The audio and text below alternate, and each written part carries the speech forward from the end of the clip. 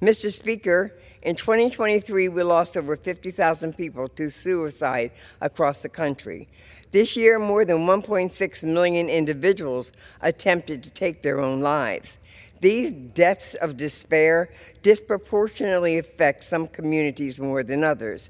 Systemic issues, generational trauma, racism, economic disparities, and historical oppression have compounded mental health challenges, leading to an environment that has been devastating to our Black youth.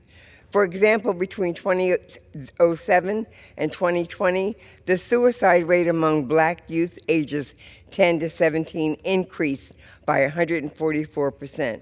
And from 2018 to 2022, the suicide rate among Black youth aged 10 to 19 increased by 54%, while decreasing elsewhere.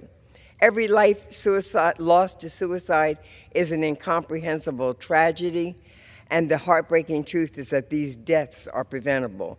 That is why it's so important that we act. Our choices can make a real difference in people's lives.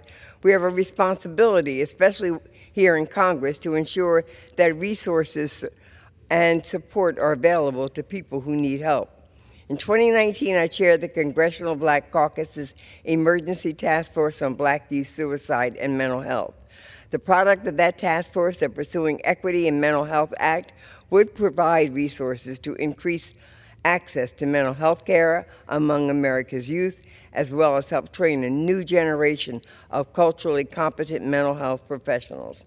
No matter your race, your background, or your gender, each one of us wants no praise for our children to grow healthy.